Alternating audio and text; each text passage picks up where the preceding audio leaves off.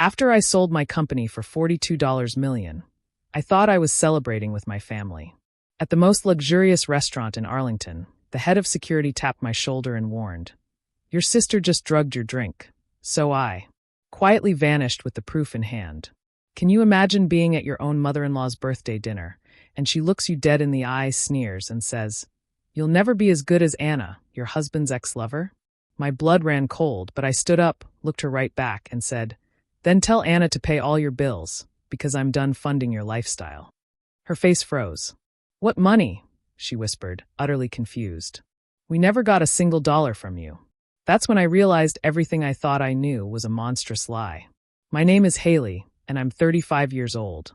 I'm a captain in the U.S. Army Military Police Corps.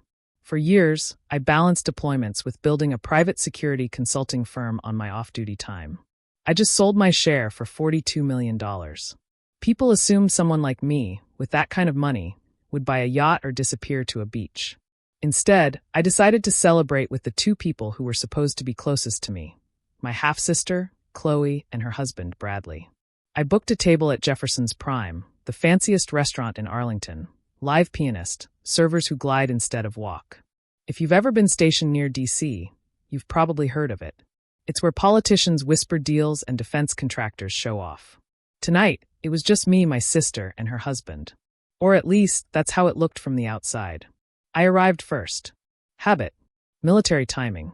The hostess smiled like she'd seen my name on a list before, leading me to a corner booth with a perfect view of the room. I scanned exits automatically, counted staff, clocked the cameras. Old habits don't die. Jefferson's Prime smelled of dry-aged beef and polished wood. A baritone voice floated from the piano. It was the kind of setting where bad things shouldn't happen. Chloe and Bradley showed up fashionably late. She wore a red dress that screamed money she didn't have. He wore a suit a little too tight across the middle, like he'd been skipping the gym. They smiled big. "Haley." Chloe leaned in for a hug she hadn't offered in years. Her perfume was sweet but sharp, like she wanted to leave a mark. Bradley shook my hand with a grip just shy of overcompensating. "You look amazing," Chloe said, sliding into the booth. "This place is incredible," Bradley exclaimed. "I figured it was time to splurge," I said, handing them menus. "It's not every day you sell a company." "I heard 42 million, Bradley said, eyebrows raised as if he'd just heard it. "That's incredible. You must be so proud." I nodded. It was a lot of work. He raised his glass of water, a mock toast to hard work. The waiter appeared, poured wine for them, and a non-alcoholic cranberry blend for me. "My doctor doesn't want me drinking much anymore," I explained. "It's fine. I don't miss it." Chloe's smile looked rehearsed. "Now you can finally relax," she said. "Let us take care of you for a change." And for a second, it sounded nice. It also sounded like a line she'd practiced. I remembered her voice when we were kids, trying to get out of chores. Same tone. She had a way of making a request sound like a gift. The conversation stayed light. They asked about my last deployment, but cut me off before I could answer. They talked about their plans for Europe, about a dream car Bradley had been eyeing. All the while, their eyes kept flicking to my glass, my hands, the waiter. It was small stuff most people wouldn't notice. But I've spent years reading body language. Their excitement was too polished, like a commercial for a happy couple. I looked at Chloe and tried to remember the girl who used to ride bikes with me on Fort Bragg's old paths. The kid who cried when I left for basic training. That kid didn't seem to exist anymore. The person sitting across from me looked like someone playing her in a movie. Dinner came, steaks, sides, the works. We cut, chewed, smiled. Bradley talked about investments. Chloe mentioned a new house. It all rolled off like a script. When the plates were cleared, Bradley stood and extended a hand. "Come on, babe. They're playing our song." Our song turned out to be a slow jazz standard from the 50s. Chloe giggled and let him lead her to the small dance floor near the grand piano. They moved together like a couple in an ad for life insurance. I stayed seated, swirling the ice in my cranberry blend. The glass caught the light from the chandelier overhead. I thought about my team overseas, about the night shifts, about the first security threat I ever saw. Out of the corner of my eye, I noticed a man walking toward me from the bar. Mid-60s, posture like a drill sergeant, eyes that missed nothing. He wore a black suit with the restaurant security badge clipped at his belt. He moved with quiet purpose. He stopped at my table and bent slightly. "Miss Brooks," his voice was low, steady. Yes. I don't mean to alarm you. His eyes flicked to the dance floor, then back to me. But a few minutes ago, when your sister came back from the bar, I saw her pour something from a small vial into your drink. My training kicked in. My pulse slowed instead of spiking. I looked at him. You're sure? I'm sure, he said. I didn't want to embarrass you or cause a scene, but I thought you should know. He straightened and gave a slight touch to the brim of his cap. I'll be nearby if you need me. Then he walked back into the shadows of the restaurant. I stared at the glass in front of me, deep red liquid, ice cubes clicking softly. Once it was just a healthy drink. Now it might be something else entirely. Every instinct screamed to push it away, to confront Chloe and Bradley right there, to shout for the manager. Instead, I forced myself to breathe. Years of fieldwork have taught me one thing. Panic gets you killed. I reached for my napkin as if wiping my mouth. Then I accidentally knocked the glass over. Cranberry spread across the white tablecloth like a crime scene photo. Clumsy me, I muttered under my breath. While the waiter rushed over with a fresh cloth, I used the heavy folded napkin to blot the spill. My hand was steady. I folded the damp cloth neatly, slid it into my coat pocket under the table. To anyone watching, it looked like I was wiping my lap. In reality, I was taking the only evidence I had. I looked at the dance floor. Chloe laughed at something Bradley whispered. She looked radiant, happy, maybe even victorious. Bradley's smile was all teeth. They didn't glance back at me. I pushed my chair back slowly, like a woman feeling a little off after a rich meal. My legs carried me toward the exit with measured steps. I didn't rush. I didn't look back. The valet handed me my coat without a word. Outside, the air was cool against my face. I ordered a car on my phone, thumb steady on the screen. It arrived within minutes. Sliding into the back seat, I pressed the folded napkin deeper into my pocket. The sweet smell of cranberry clung to my fingers. The city lights blurred past the window as we pulled away from Jefferson's Prime. My breathing stayed even, my mind already moving to the next step. The night that was supposed to be a simple celebration had just turned into something else, and every choice from this point on would matter. I pressed my back into the seat as the car moved through Arlington, the folded napkin still warm from my hand. My phone vibrated against my thigh. I glanced down, not at the screen, but at my reflection in the window. Same uniform, straight posture, same calm face I'd worn on raids. Underneath it, a steady burn had started in my chest. I thumbed a single contact and hit call. Cynthia picked up on the second ring. Haley, yeah. I kept my voice low. I need to meet you tonight. I'm still at the office. You sound different. I'll explain in person. I ended the call before she could ask more. The driver turned onto a side street. My eyes tracked streetlights, counting down to where I needed to be. The lab building sat in a plain business park. No signs, just a keypad and a heavy door. I punched in the code Ironwood still paid for. The lock clicked. Inside, fluorescent light hummed over stainless steel counters. The air smelled like bleach and ozone. A technician in a white coat looked up. Captain Brooks? Didn't expect you. I need a toxicology run. Priority. Beta blocker panel. Heavy metals. Anything you can find. I handed over the napkin, folded in a clean zip bag from my coat. He took it without a word, the way you take evidence from law enforcement. He knew my background. You'll have results in an hour. I walked the hallway while I waited, every step measured. My brain built a map of options. Confront Chloe publicly, call local police, call Army CID, call nobody. Each choice had consequences. The name Brooks, with poison attached, would spread faster than any antidote. The technician returned with a tablet. Preliminaries back. His eyes flicked up to mine. You were right to bring this. What is it? Metoprolol. Crushed. At least 200 milligrams absorbed on that napkin. Enough to drop your blood pressure through the floor. In someone with a normal resting heart rate, it would look like a cardiac event. I nodded once. Print it. Sign it. Chain of custody under my name. He tapped the screen, printed the page, and handed it over. My fingers closed around it like it was a weapon. Outside, the night had gone still. I stood by the curb back at my apartment. The place smelled like cedar cleaner and coffee grounds. I dropped my keys on the counter, set the report beside them. The napkin, now sealed in evidence tape, sat like a red flag in the middle of the kitchen table. I sat, elbows on knees, eyes on the floor. Chloe had been reckless before. Credit cards, small lies, bad boyfriends. But this was different. This was lethal. My training told me something else.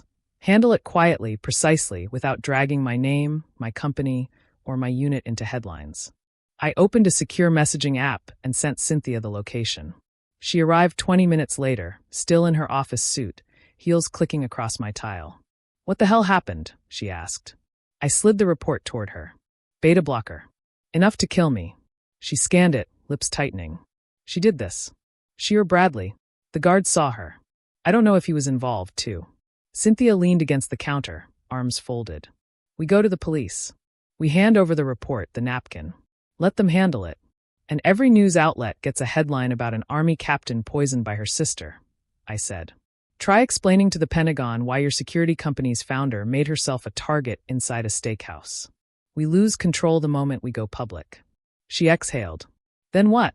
We investigate quietly. We find out why. We collect everything. Then we decide." Cynthia's eyes narrowed, assessing me the way she did juries. "You're serious? I'm alive because a stranger warned me. That buys us time. We use it." She nodded slowly. "I can pull some strings. Former bureau people owe me favors. Background checks. Financials, digital forensics." "Do it," I said. She straightened, already scrolling through contacts. "We'll need everything on Chloe and Bradley, accounts, debts, communications. If they're desperate enough to try this, there's a trail." "I know there is." Cynthia paused. "Haley, are you sure you're okay?" I met her eyes. "I'm not shaking. I'm planning." The words hung between us, heavy but steady. She nodded once and started dialing. While she talked logistics in a low voice, I opened my laptop, pulled up a blank file, and began typing names, dates, details. Jefferson's Prime, Marcus Darnell, Metaprolol. Everything that had happened from the moment Chloe walked in. My fingers moved without pause. This was how I'd built cases in the Army. Facts first. Feelings later. Cynthia ended the call. "In, 2 former FBI, 1 former IRS investigator. Retainer covers 3 weeks of work. That's enough. We'll need to bait a hook," she said. "They won't confess on their own." "I know how to bait," I said, closing the laptop. Outside my window, traffic hissed on wet pavement. Inside, the room held only the sound of 2 people making a plan. There was no pause for anger or grief, only steps to take. I stood, crossed to the kitchen, poured water into a glass, and drank slowly. My mind built timelines. When to contact Marcus for a statement, when to get bank subpoenas through private channels. When to act. Cynthia slipped her phone into her purse. "They think you're an easy mark," she said quietly. "They've always underestimated me." She gave a short laugh. "Their mistake. We didn't say anything else. We didn't need to." I walked her to the door. The hallway smelled faintly of someone's dinner down the hall. She pressed my arm once. "Call if you feel off," she said. "I'll be fine." When the door clicked shut behind her, I went back to the table. Evidence bag, lab report, laptop, 3 objects, 1 problem. My hands moved automatically, arranging them in order of relevance, like pieces on a board. The city outside kept moving, sirens in the distance. A plane overhead descending into Reagan. I sat back down and kept building my list, adding questions, outlining moves. My fingers stayed steady on the keys. My breathing stayed even. The night stretched long and quiet, but my mind was already reaching forward, step by step, toward what had to come next. The cursor blinked on my laptop screen as rows of names, times, and amounts filled the spreadsheet. I heard the faint hum of my fridge and the steady tick of the kitchen clock. My body was still, but my head was already sorting the case into boxes. Poison, motive, money, access. Years in the military police had taught me how to build a file that would stand in any room, from a battlefield briefing to a federal court. I reached for my secure phone and opened a message draft to Marcus Darnell, the security guard at Jefferson's Prime. I'd pulled his name and badge number from the restaurant's website. Asterisk need to speak privately? You saw something tonight? Call me. Asterisk I typed. My thumb hovered over send. I hit send. A minute later, 3 dots appeared. Then a reply. Asterisk off at 0200. Can meet at coffee shop on Wilson Boulevard 0230. Asterisk I put the phone down. No need to call Cynthia. She was already working her network. Instead, I opened a locked cabinet in the corner of my living room. Inside were a handful of items I hadn't needed in years. Field recorder, evidence bags, small UV flashlight, nitrile gloves. All legal, all standard for someone with my background. I slipped the items into a plain black tote. The weight was familiar. My pulse stayed even. At 2:20 a.m., I slid into a booth at a 24-hour coffee shop lit by harsh fluorescent bulbs. The smell of burnt espresso and fryer oil mixed in the air. Marcus sat across from me, still in his security uniform, badge off, jacket open. He looked like a man who'd spent decades watching doors. "Captain Brooks," he said quietly. "Just Haley tonight." I set the tote beside me. "Thank you for coming." He nodded. "I figured you'd want to talk." I pulled a small recorder from the bag and set it on the table. "I need you to tell me exactly what you saw, in your own words." "This is for my file." He didn't hesitate. "Around 2015 hours, your sister walked to the bar alone. She came back with a drink in one hand, small clear vial in the other. She unscrewed it under the table, poured the contents into your glass, put the vial back in her purse. She glanced around first, but didn't see me near the service door." "I know what I saw." I nodded, keeping my eyes on his. "Would you testify if I needed?" He held my gaze. "If it comes to that, yes. I've got nothing against her, but what she did was criminal." I reached into my bag and slid an evidence form toward him. "Sign here to confirm chain of custody on your statement." He signed without question. Years of security work had made him precise. I stood, shook his hand. "You probably saved my life." "Glad I was there," he said. "Be careful." Back in my apartment before dawn, I stored the signed statement in a locked drawer with the lab report and the sealed napkin. 3 pieces now, each one solid. Cynthia called at 6 a.m. sharp. "I've got movement," she said without preamble. "Our investigators already pulled public records. Chloe and Bradley are drowning. 3 credit lines maxed, business loan defaulted, tax liens, and at least 2 payday lenders with judgments. They're cornered." "Keep digging," I said. "They're also moving money," she added. "Wire transfers from Bradley's firm to an unregistered LLC last week. We'll trace it." I looked at the clock. "Good. Document everything. Assume this ends in a room with lawyers." "Already on it," she said. After the call, I took a shower, dressed in plain clothes, and headed to Ironwood's old offices. I still had a pass. Inside the security vault sat hard drives of client data. I checked the logs. 2 weeks ago, someone had used a duplicate key fob to enter after hours. No sign-in, no camera footage. That narrowed the suspect list to anyone who had borrowed or stolen my credentials. I printed the access log and slid it into my bag. Another piece. On the drive back, I rehearsed a mental checklist. Physical evidence, napkin, toxicology, witness statement, digital evidence, access logs, bank records, emails, motive, debt, opportunity, family trust, and public image. At home, I opened my laptop again and began creating a master timeline. Each entry included date, time, action, and potential corroboration. Jefferson's prime, Marcus's statement, lab results, Chloe's financials. The file grew by the minute. Cynthia texted me a PDF. Chloe's credit report. It read like a slow-motion crash. High-limit cards maxed. Cash advances. Late fees. A failed LLC for a lifestyle brand. I scrolled down to Bradley's. Similar pattern. Their marriage was a partnership in losing money. I leaned back, staring at the ceiling. It wasn't just greed. It was desperation. People who are desperate make mistakes. Mistakes leave trails. I called Cynthia. "Get copies of their emails if you can. Look for anything about Ironwood clients or my medical records." "Already requested," she said. "One of the ex-FBI guys has a contact at their ISP. We'll have metadata soon." "Good." She hesitated. "You sound calm." "I am," I said. "Calm is how we win." I ended the call and set the phone down. The apartment was quiet except for the low hum of the fridge. On the table in front of me lay the beginnings of a case no one outside this room knew existed. I opened a new document titled Operation Clean Cut. The name wasn't for drama. It was a habit from years of writing ops plans. Every plan needs a name. I wrote, *objective. Neutralize threat from Chloe and Bradley without public exposure. End state, control of narrative. Preservation of assets. Legal leverage secured. My fingers moved down the page. Phase 1, evidence collection. Phase 2, confirm motive. Phase 3, set controlled confrontation. Phase 4, execute leverage. Outside the window, the sky was turning pale. Morning commuters filled the street below. I kept typing dates, tasks, names. Each line, another piece sliding into place. I reached for the sealed evidence bag and turned it in my hands. The red stain inside had dried. It looked almost harmless now. I thought of Chloe's smile across the table. Bradley's raised glass. Not harmless at all. The phone buzzed again. A new text from one of Cynthia's investigators. Asterisk got something. Call as soon as possible. Very. Asterisk I dialed immediately. What is it? Your sister accessed a military health database last month using a forged authorization. She downloaded your cardiac records. We have the IP timestamp and a copy of the forged form. I let out a slow breath. Send it secure. That's our smoking gun.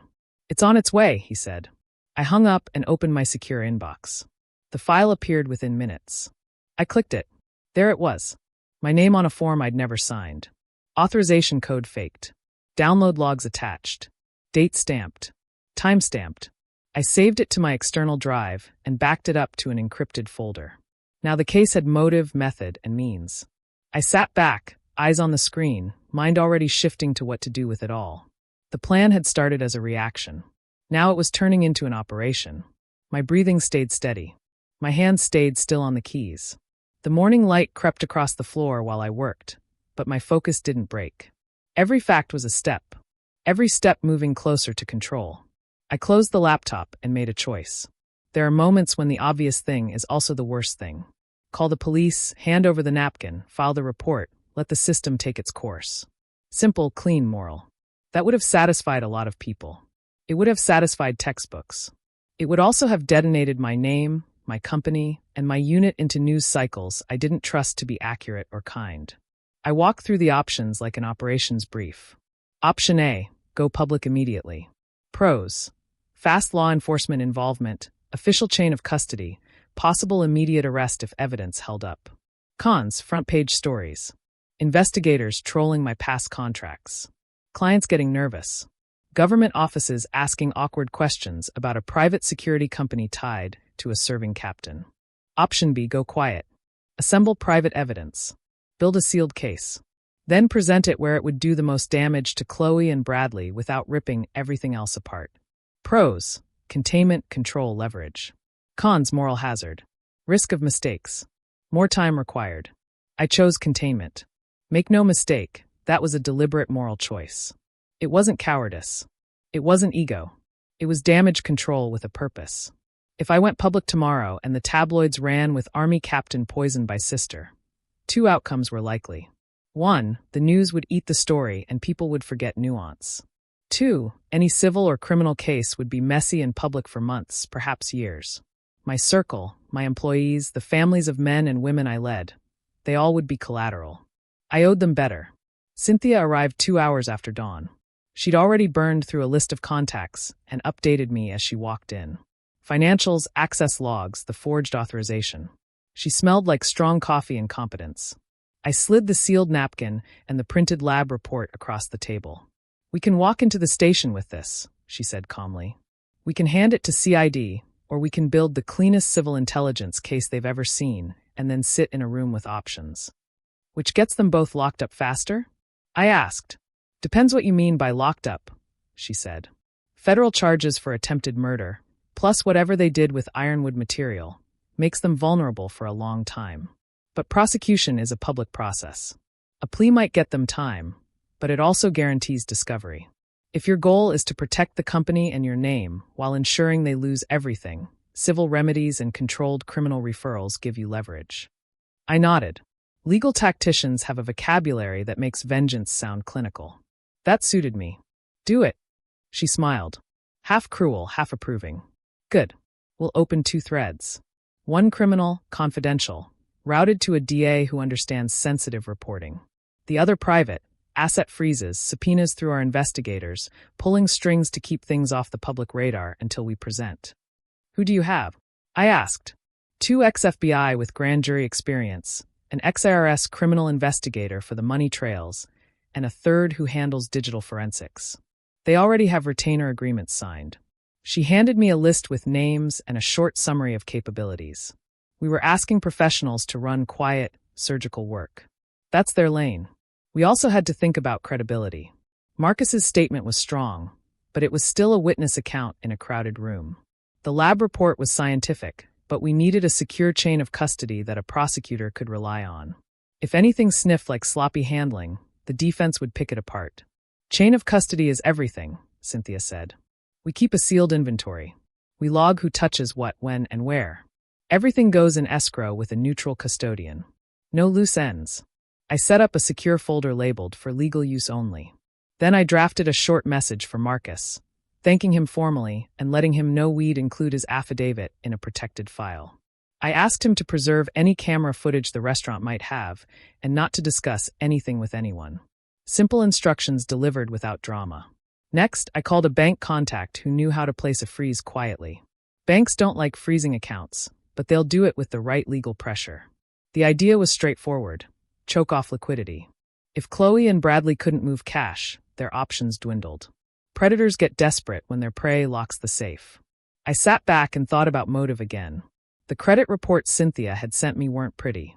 High-interest loans, payday lenders, defaulted lines, a business loan that had gone sideways. People in that situation become transactional about risk. They imagine a quick, irreversible fix. I didn't need to psychoanalyze them beyond that. I only needed to show it to the right people with the right documents. Cynthia worked the phones. I worked the timeline. We created a non-public audit trail that could be handed to a prosecutor confidentially. The DA we preferred had handled cases with national security implications before. She had contacts inside the U.S. Attorney's office who could coordinate a discreet preliminary review. That mattered. Publicity is its own prosecution. We also had to think about optics within the Army. I considered going to JAG, Judge Advocate General, but there's bureaucracy in every corner of the military. I owed my unit the truth eventually, but the immediate priority was containment. I briefed a trusted mentor via secure channel, an Army LTC who owed me favors and understood the cost of public spectacle. He advised patience and suggested the same DA Cynthia preferred.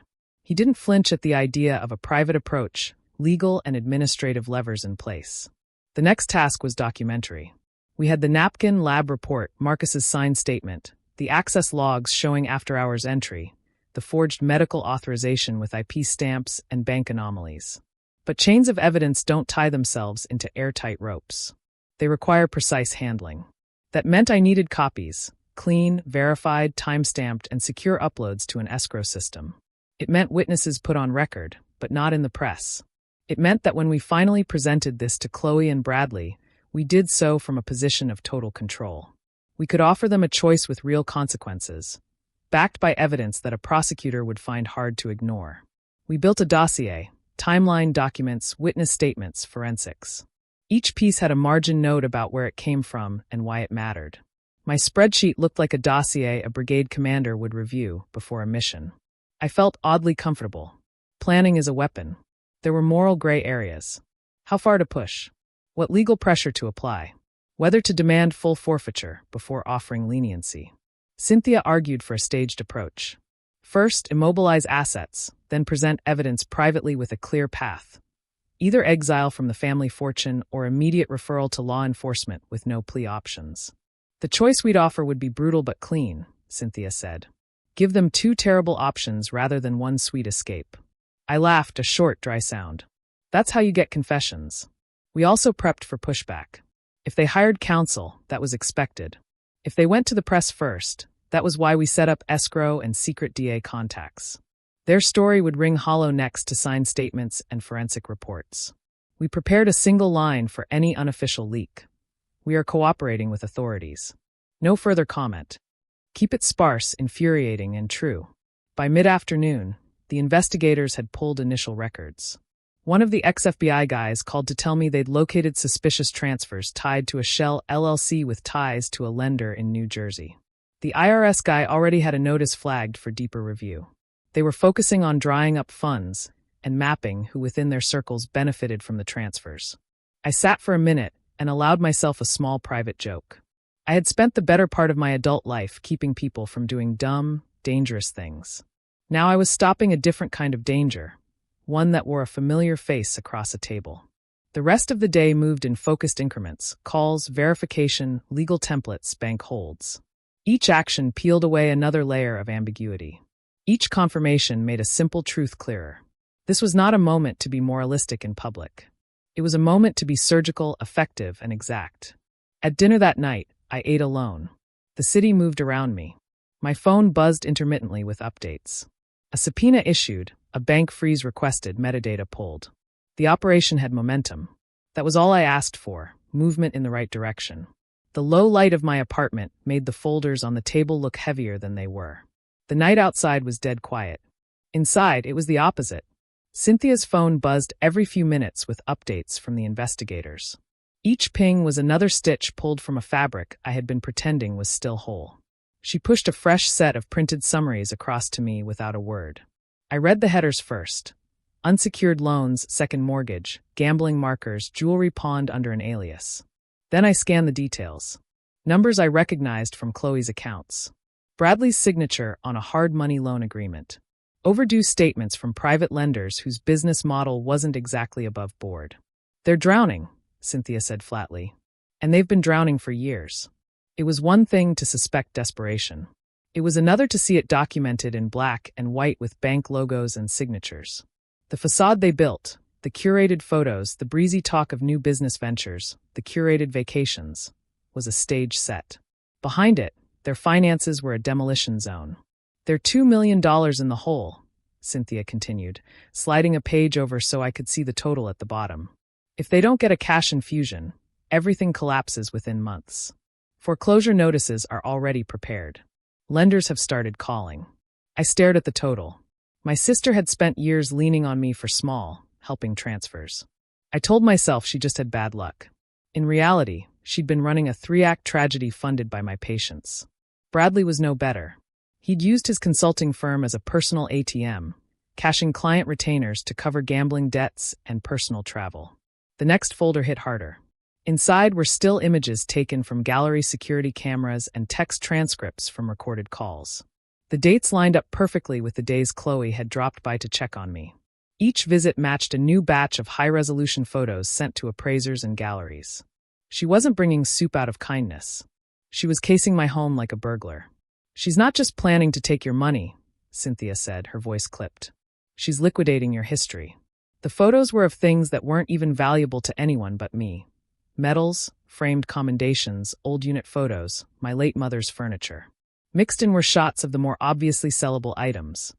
Artwork, silver, rare rifle inherited from our grandfather. Chloe's email to one gallery was polite and professional. She wrote about me as if I were already gone. Asterisk, my sister is terminally ill. We're preparing her estate. Asterisk, she listed items with estimated prices. I felt something shift inside me then. Not hot rage, but a cold clarity. This wasn't about one impulsive act at a restaurant. This was a systematic process that had been running for months. She'd forged a medical authorization to pull my health records, studied them for weaknesses, planned the poisoning, and in parallel prepped for a private liquidation of anything else of value. Bradley's role wasn't passive. The investigators had traced calls from his phone to 2 of the lenders and to a fixer known for brokering under-the-table sales of restricted goods. They had bank records showing him wiring retainer fees to a law firm that specialized in shielding assets from civil seizure. This was premeditated on every level. Cynthia looked at me, waiting for my reaction. "You're not surprised," she said finally. "I'm done being surprised," I answered. "I'm just confirming." We went through the rest systematically. House deeds, title histories, 2 vehicles leased under a shell company. A storage unit in another state containing items from my parents' house I hadn't even realized were missing. Every fact was another brick in the wall of motive. The evidence didn't read like a tabloid plot. It read like a corporate audit of a failing business. Assets, liabilities, risk factors, exit strategy. My sister had turned me into a line item on her survival plan. Cynthia slid the final page across the table. A printout of search terms traced to a public library computer. Asterisk, lethal dosage beta blockers. How to fake natural death. Will autopsy detect metoprolol overdose? Asterisk, it was clinical, impersonal, and devastating. I exhaled slowly. They're thorough. They're sloppy enough to leave a trail, Cynthia replied. And now we have it. We sat in silence for a moment. Outside, a car passed, its tires hissing on wet pavement. Inside, the sound of the refrigerator kicking on felt like a gunshot. "Next step is presenting this to the DA quietly," she said. "But before we go that route, you need to decide what you want. Criminal trial with headlines, or a surgical strike that wipes them out financially and leaves them exposed if they ever try to retaliate. I kept my eyes on the photos of Chloe holding my coffee mug, smiling for my door camera on the days she'd visited. The smile looked almost tender. It was a lie. We go surgical, I said. Then we'll tighten the news quietly, Cynthia replied. She began making calls in low, precise tones, arranging legal holds, drafting letters to banks and galleries to flag suspicious transactions, and lining up sworn affidavits from appraisers. Her efficiency was its own kind of mercy. It kept me from thinking about family dinners, birthdays, or childhood road trips.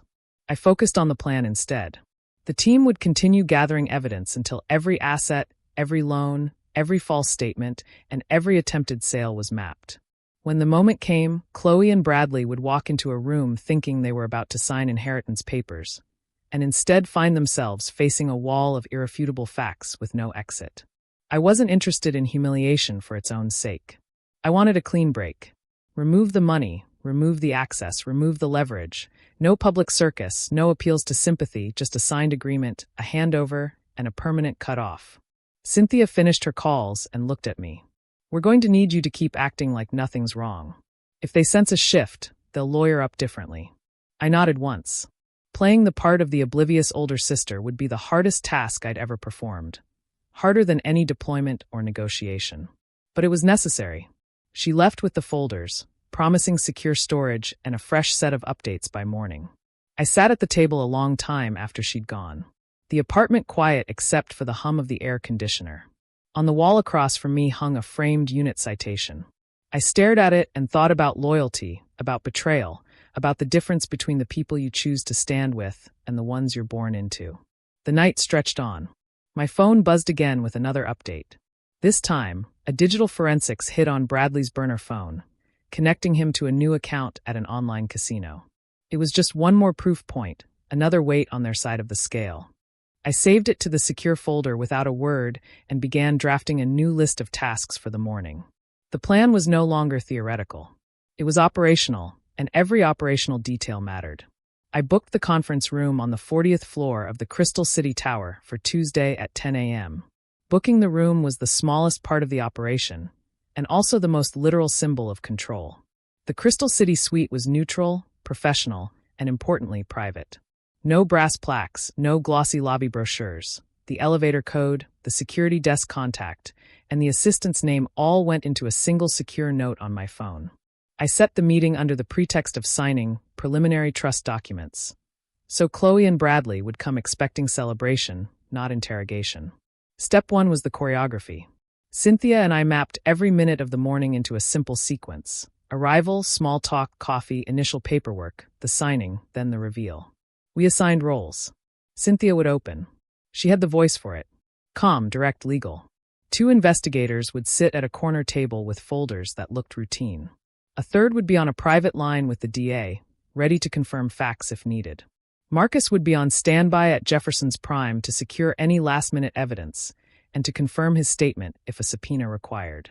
I would be the quiet center, the one who appeared weak and grateful. The documents were the next priority. Anything sloppy could be used against us. Cynthia's team drafted an innocuous-looking family investment trust packet cover sheet. Preliminary terms, signature lines intended to lure. Hidden inside the legal pile were the heavy things. The toxicology lab report, Marcus's signed affidavit, the forged medical authorization with the IP logs, bank summaries, and the investigator's initial forensics printouts. Each sensitive item had a front page with an internal reference number and a notarized chain of custody cover. We printed 2 sets, one for our attorney escrow and one for the DA, each with timestamps and seals. Escrow and custody were non-negotiable. Cynthia arranged for a neutral custodian, a trust company that would hold originals and record every handoff. We didn't take chances with memory or rumor. Originals went into sealed envelopes, logged and sealed again. Photocopies were bound into a blue folder that looked like routine paperwork you sign at a bank. The contrast was intentional. Money control was tactical. The investigators had already started the asset tracing process. Subpoenas in motion. Preliminary holds requested. You can't always get a bank to freeze an account on demand, but you can build legal pressure that makes movement risky. We arranged emergency notices to be ready for filing with courts and jurisdictions where Chloe and Bradley had accounts. If they tried to siphon funds the morning of the meeting, there would be a fast path to injunctions. The point wasn't to pretend we had instant power. It was to ensure any attempt to flee would trigger immediate legal consequences. We rehearsed the script. "We'll need you both to come in around 10 o'clock, Cynthia would say on the phone to sign some preliminary trust documents. Nothing heavy, just paperwork. I practiced my tired, relieved tone for hours. Acting is part of this business. If they suspected a setup, they would call counsel or walk. The goal required them to be comfortable and convinced the prize was within reach. Technology needed rules. Phones would be off or collected on arrival. We rented a small tech lockbox used by secure meetings to hold devices. For the record, we planned to allow them one phone each in case someone insisted on keeping it. That would be part of the test. Bradley had a known habit of checking accounts in real time. If he reached for his phone during the meeting, an investigator's note would record the movement. The tactics were simple: limit options. Increase certainty. Witnesses were positioned. Marcus would not attend the meeting. His role was the initial observer and a backup witness for the restaurant timeline. But we had 2 discrete witnesses who would sign affidavits later if a prosecutor asked. The investigators would remain visible enough to remind Chloe and Bradley that this was more than family business. Their presence would be casual, not threatening. A silent reminder that professionals were watching. We also prepared an exit path for them. An ugly but quick option. Cynthia drafted the settlement terms. Sign a document relinquishing any claim to my estate and transferring any items or data taken from my home and company, surrender access keys and passwords, and agree to leave my life and my business alone forever. The alternative would be immediate referral to a DA with the materials we had ready and a civil action to strip assets. The choice was intended to be between 2 bad outcomes: legal ruin or financial exile. Both were enforceable. That was crucial. Cynthia asked the investigators to prepare a clear chronological presentation. No theatrics, no dramatic reveals, just facts, dates, and signed documents. The legal mind appreciates clarity. The presentation would open with the lab results and Marcus's signed statement, the most direct evidence of the attempt. Then we'd layer motive, bank records, purchase histories, the gallery communications showing attempts to liquidate items from my home, and the forged authorization that proved premeditation. Each layer built on the previous one. The defense strategy would be harder to mount when each thread connected cleanly to another. We double-checked chain of custody. The napkin, the lab report, Marcus's affidavit, and the forged authorization all had unique identifiers. We documented who handled each original and why. The investigators photographed every step of the process and time-stamped the photos. Everything went into a secure digital vault with read-only access for Cynthia and her chosen DA contact. If any piece was questioned, the audit trail would show the truth. One more tactical move was to time the meeting when banks were open. If Chloe and Bradley reacted by attempting transfers, the bank would be awake and reachable for service of process. That small detail is the difference between a hurried transfer and a transaction halted by legal paperwork. We coordinated with our bank contact to ensure a fast response window for any emergency filings. I practiced the brief that Cynthia gave me until I could say it with blunt sincerity. I want to put the family finances in order. Sign these preliminary trust forms so we can move quickly. It needed to sound like generosity and inevitability. It had to be a sugar-coated hook. The trap would be revealed only when the evidence lay on the table and the legal options were clear. Finally, we ran what-if scenarios. What if they lawyered up instantly? Fine. We'd present the evidence and let Discovery rip apart their story. What if they fled? The investigators already had international alerts set for known accounts and a watch on any purchases or transfers. What if they tried a PR strike? We prepared a brief public statement. Asterisk, we are cooperating with authorities. No further comment. Asterisk, sparse and damaging to any counter-narrative. The last piece was personal. I had to commit to the face I would show that day. Acting weary and hopeful would be difficult. Part of me wanted to stand, scream, and break things. Part of me wanted to pick up the phone and call the police and let the world sort the rest. Instead, I chose discipline. That discipline is what I trained for. It's what kept soldiers alive and leaders effective. On Friday, I called Chloe and Bradley and left a message with Cynthia's assistant. We'd like to see you Tuesday to sign paperwork for the family trust. Nothing formal, just preliminary. Please come at 10 o'clock. The message sounded warmly indifferent, like an invitation to brunch. I closed my laptop, set the secure folder on the kitchen table, and ran my hand over the sealed napkin once, a simple, steady motion. Then I rehearsed my smile in the hallway mirror. Not for vanity, but because I needed it to be convincing. I adjusted my shirt and checked my watch. I confirmed the room, confirmed the escrow, confirmed Marcus would preserve any footage, and confirmed the investigators were ready. Then I called Cynthia one last time that evening to run through the sequence. Her voicemail picked up on the second ring. I left a concise note. Asterisk were set. Control the room. No leaks. 1. Asterisk I hung up and turned off the lights, leaving the house in a quiet state that looked ordinary to anyone peeking in. I didn't go to bed immediately. I reviewed the timeline one more time, and then finally let the house settle around me. Rain slid down the window of my apartment in thin vertical lines while the clock on the wall ticked through another hour. My laptop screen glowed with spreadsheets, legal documents, and a color-coded schedule that looked more like an operations plan than a family meeting. I had gone over every step with Cynthia and her team. Now it was just execution. She called once more, her voice steady but low. Everything's in place. Security desk has your guest list. Our people will arrive 30 minutes early. The custodian has the originals. Phone's locked. I asked. Lockbox delivered and tested. It reads badges on entry. No one gets to walk in and live stream anything. I ended the call and walked to the kitchen. The smell of brewed coffee was the only warm thing in the room. I poured it into a plain mug and sipped.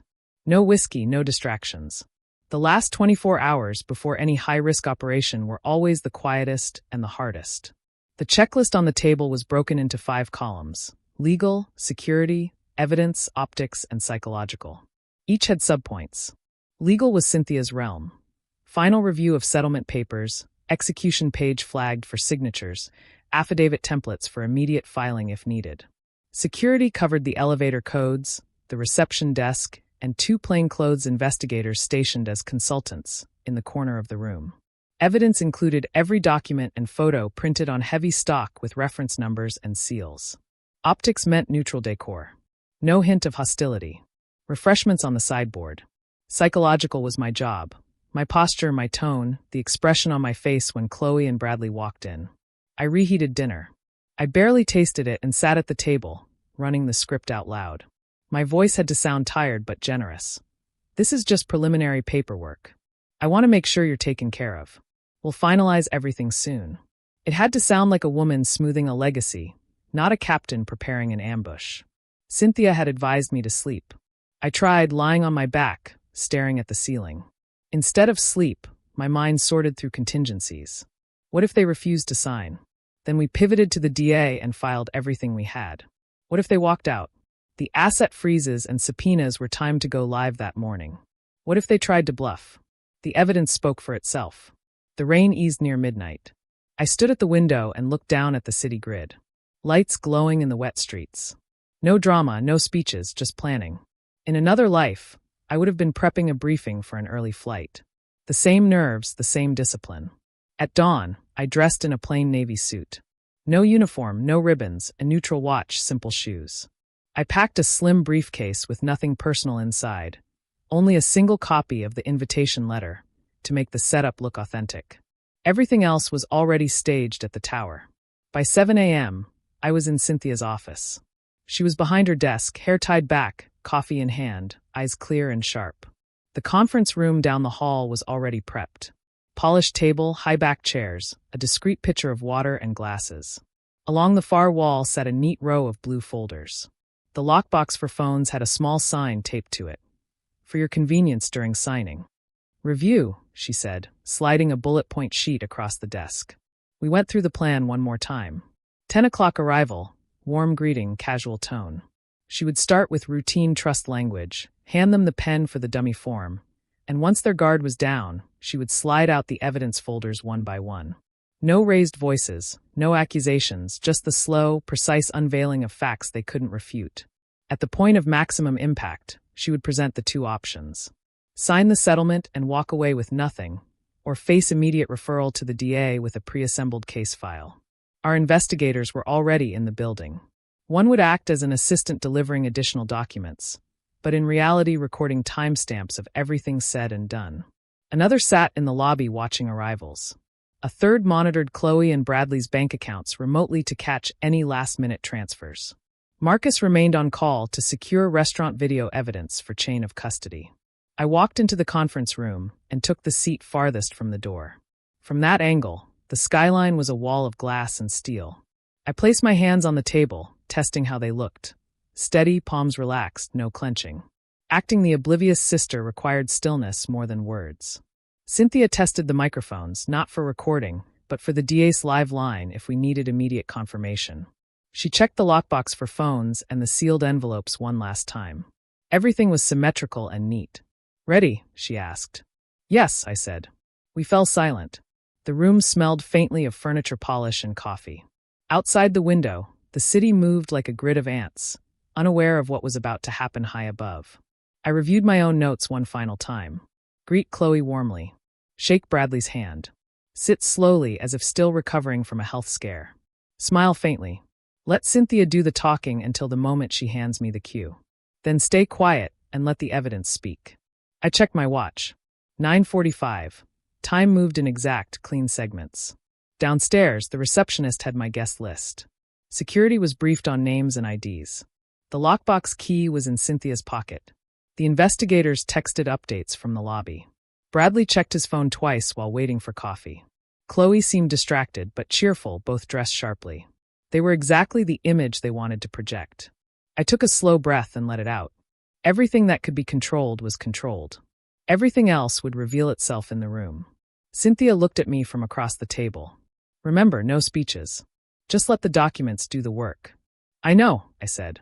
I picked up the dummy trust folder, flipped through its blank signature pages, and placed it in front of my seat. I practiced one last line under my breath.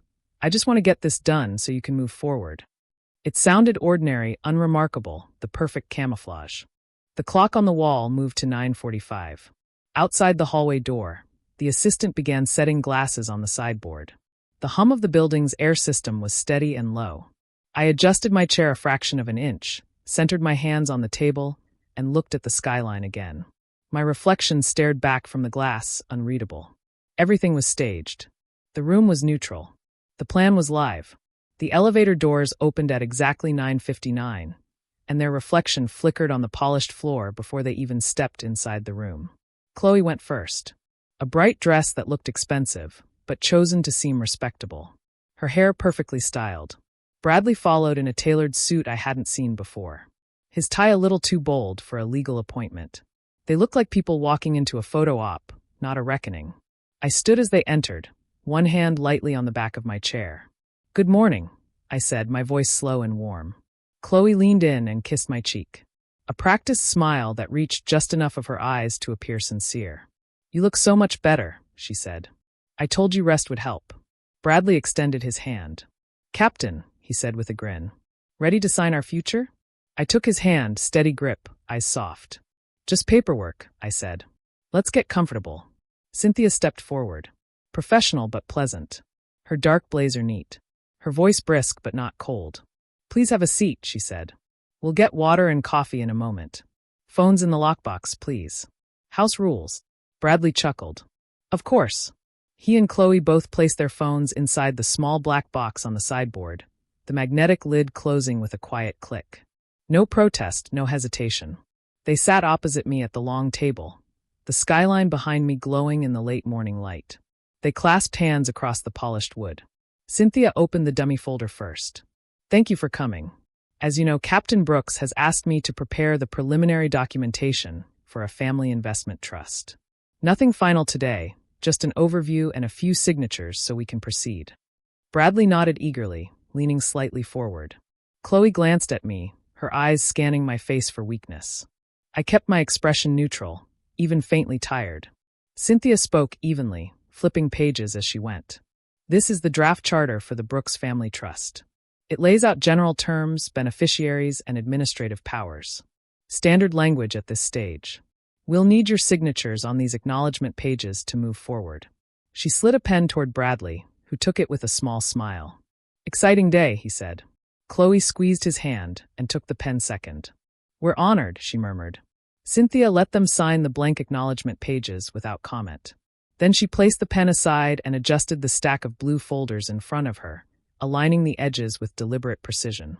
"Before we proceed further," she said, her tone shifting just enough to command attention, "there are some preliminary items we're required to address under Virginia law when creating a trust of this magnitude."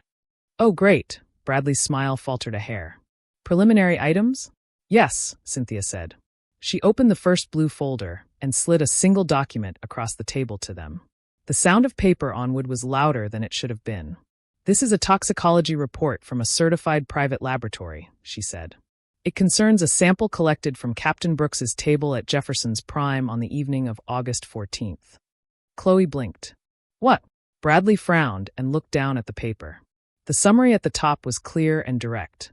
Metoprolol traced at a concentration 25 times the therapeutic dose.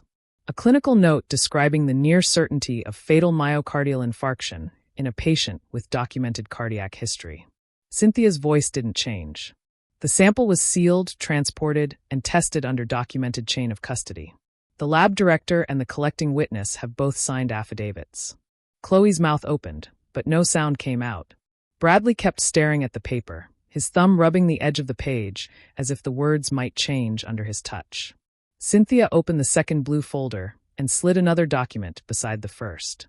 "This is a consolidated financial report prepared by independent investigators. It summarizes 2 delinquent mortgages, multiple high-interest loans, and a combined unsecured debt exceeding $2 million. It also notes attempts to secure additional credit in the past 90 days.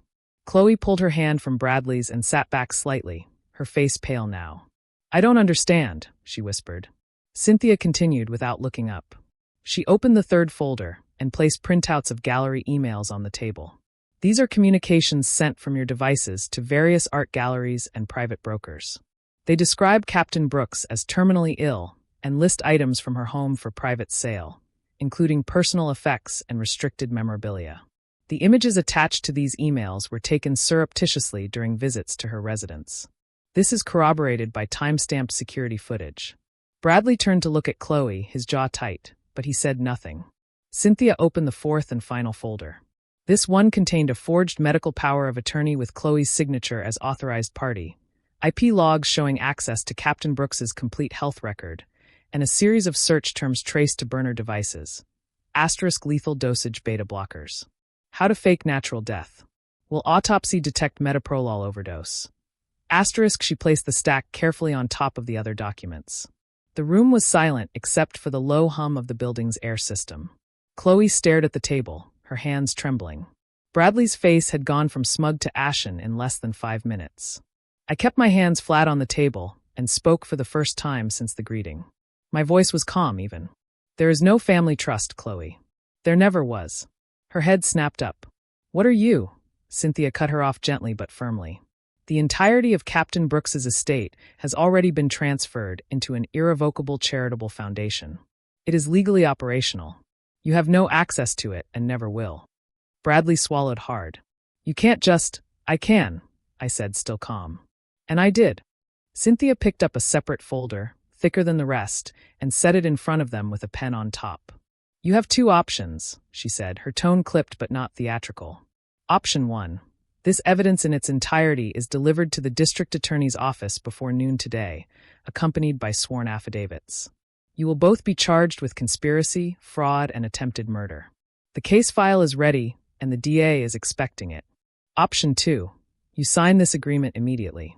You relinquish any and all claims to Captain Brooks's estate, surrender any property or items taken from her home or company, and agree to have no further contact with her or her affairs. In return, she will not press charges at this time.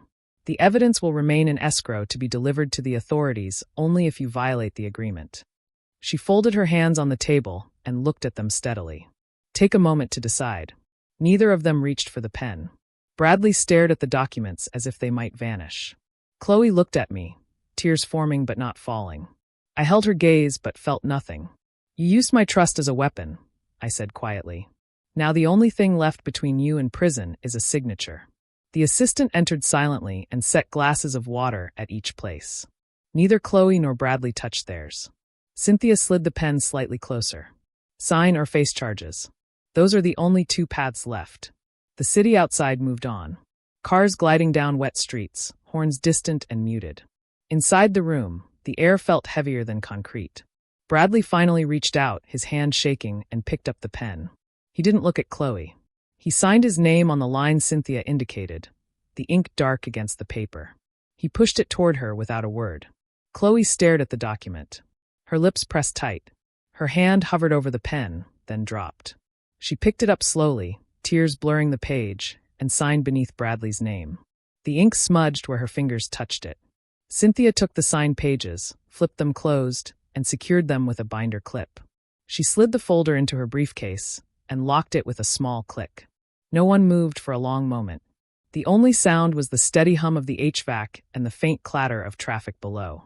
I stood up slowly, my chair scraping the polished floor with a muted sound. My voice was level and final. We're done here. Chloe's eyes flicked to mine, searching for some trace of the sister she once knew. Bradley stared at the table as if it might open and swallow him. Neither spoke. Cynthia rose as well, her expression unreadable. She gestured toward the door. The assistant opened it without a word. Chloe and Bradley stood, moving stiffly, and walked out past the silent investigators in the corner. The lockbox clicked as they retrieved their phones. The door closed behind them with a soft but decisive thud. I stayed standing, hands at my sides, breathing steady. The room smelled of paper, coffee, and the faint metallic tang of fear left behind. Outside the window, the skyline was still bright and indifferent. Inside, every piece was finally where it needed to be. The conference room door had barely clicked shut when I exhaled, a slow, measured breath that felt like it had been held for months. Cynthia was already moving, gathering the folders with gloved hands, placing them into two hard-sided cases with numbered seals. Each case had a matching tamper-evident tag. She didn't speak until the last document was clipped and secured. That's signed, she said quietly. Escrow is active now. They're out of your life legally. Until they try to violate it, I said. She met my eyes. If they do, we refer the entire file. The DA will handle it. That's not your burden anymore. I nodded once. The relief wasn't joy. It was structural, like a weight removed from a rucksack after a march. My spine straightened. My hands felt steady again. All the training about operations, evidence, and containment had led to this moment. The investigators stood from their corner seats. One of them handed me a small flash drive and a sealed pouch. Chain of custody video. We recorded the entire meeting for our own record. 2 angles, time-stamped. Good, I said. Stored off-site, secure encryption. He nodded and left with the others, each carrying their assigned cases and drives. Within minutes, the room was empty except for me and Cynthia. The table looked like any other boardroom table again. Polished, bare, anonymous. We walked out together. The elevator hummed softly as it descended. On the street, cars moved in the normal rhythm of late morning. No one glancing at us. No headlines scrolling across the sky. I slipped my hands into my pockets and felt the edge of my watch. The only personal thing I'd worn all day. Cynthia hailed a cab, but I shook my head. I'll walk. Haley, she began. I need air. She squeezed my shoulder briefly. We did exactly what we planned. Everything's documented. You're protected. Go home and breathe.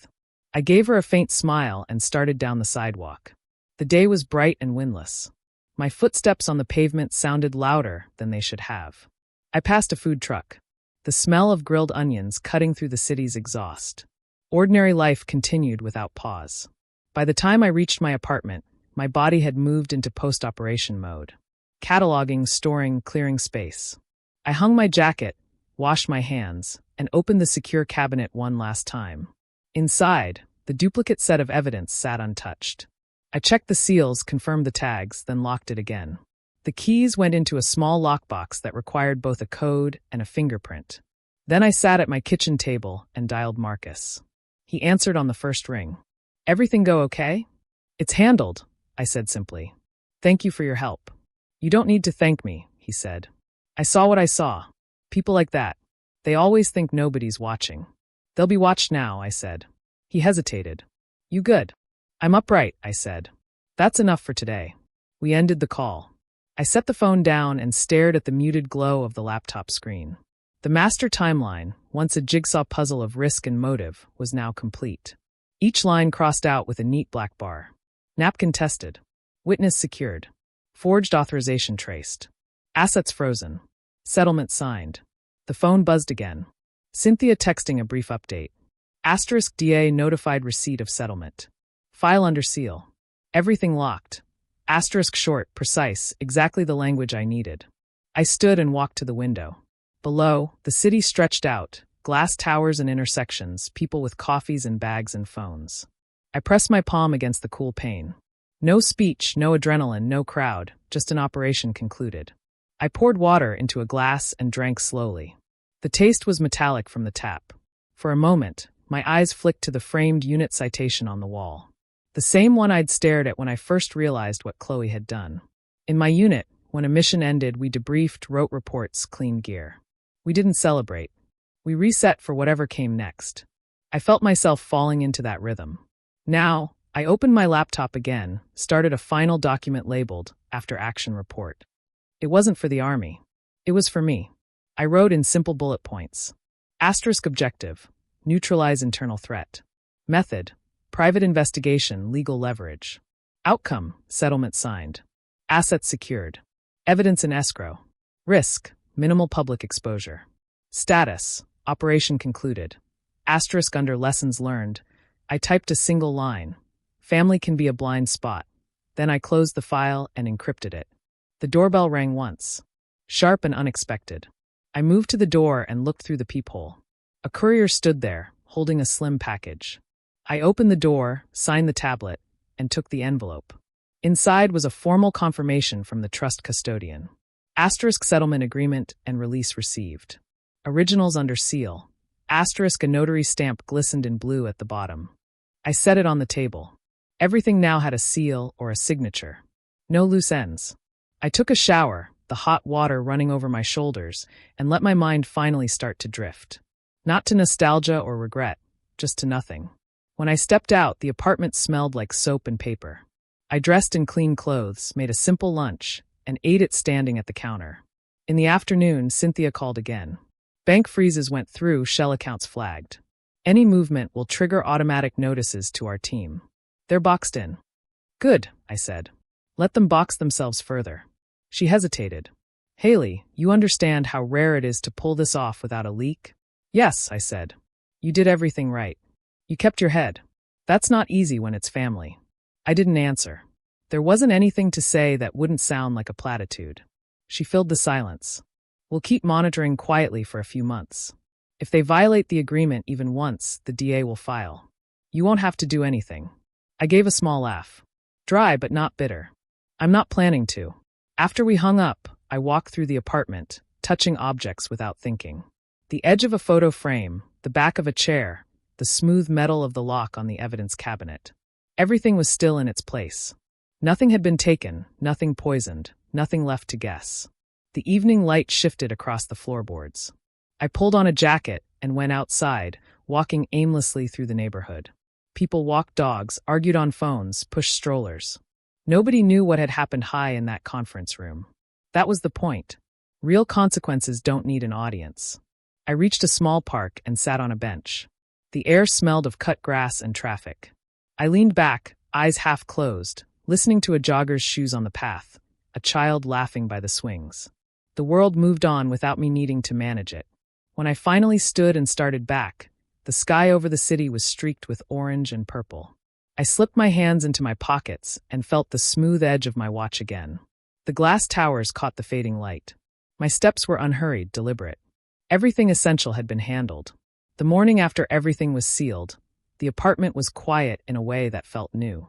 No folders on the table, no glow of the laptop through the night, no list of contingencies taped inside a notebook. For the first time in weeks, my calendar was empty. I poured coffee into a mug and leaned against the counter, listening to the faint hum of traffic outside. The silence didn't feel like a void. It felt like space. Space to decide what came next without having to watch my own family like a threat. Space to think about the life I'd built in uniform and in business, and what kind of mark I could leave when I was done fighting. I opened my laptop one more time and logged into the Foundation account, the irrevocable trust Cynthia had helped create long before this confrontation. The Alicia Hayes Foundation's homepage loaded, the logo simple and unadorned. Under programs were the initiatives I'd pushed for: grants for female veterans transitioning out of active duty, a PTSD K9 program pairing trained dogs with combat veterans, and a scholarship fund for military families studying criminal justice. Each line item had a status update, a dollar amount, a photo of someone already helped. I scrolled through the numbers. The assets that would have been carved up in lawsuits and fake invoices were now committed to programs with real names attached. A grant for a Marine sergeant who'd lost both legs. A therapy dog already training for an Air Force medic. A housing stipend for a National Guard single mother finishing college. It wasn't abstract anymore. It was measurable.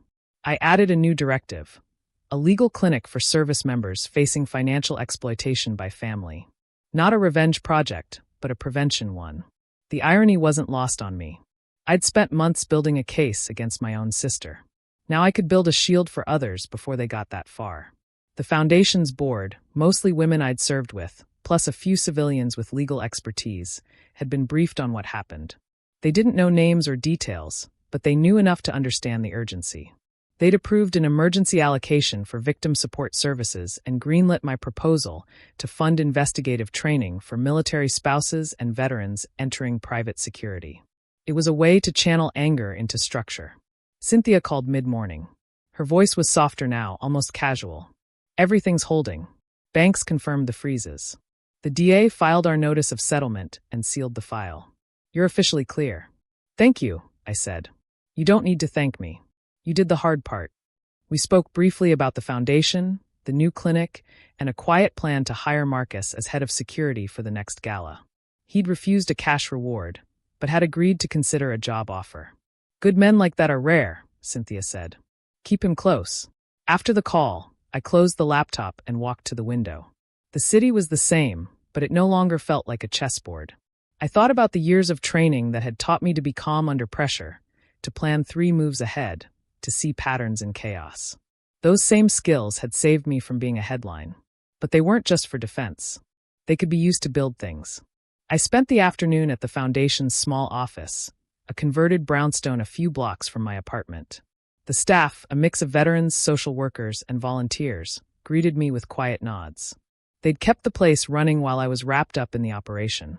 I met with the program director about expanding the PTSD K9 program into 3 more states. We discussed grant applications, vetting criteria, and a pilot program with the VA. It was the kind of detail work that had always calmed me, like field stripping a rifle or checking a perimeter. On the wall of the office hung a simple plaque: "Service beyond service." It had been my mother's phrase, one she'd used when volunteering at shelters after our father died. I traced the words lightly with my fingers before going back to my desk. Late in the day, Marcus stopped by in plain clothes. He looked a decade younger without his uniform. He handed me a sealed envelope. "Copy of my affidavit for your records." I kept a copy for myself in case anyone tries to lean on me. I took it. Good thinking. He hesitated. "I don't know what you're planning to do now, but if you need someone to keep an eye on things, security, logistics, I'm available." I smiled. Genuine this time. "We're starting a security training program for veterans. I'd like you to run it." He blinked. "Seriously?" "Seriously. Pays fair, hours are normal, and no one's going to pour anything in your coffee." He laughed then, a short, surprised sound. "I'll think about it." "Think fast," I said. "The first class starts next month." "I'm sure he will." We shook hands and he left. I set the affidavit in the Foundation's safe, logged its receipt, and closed the door. Everything now had its place.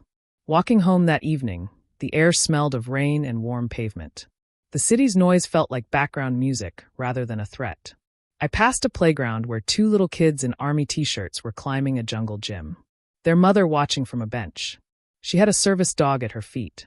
I caught her eye, and she nodded once. A silent greeting between people who understood the same world.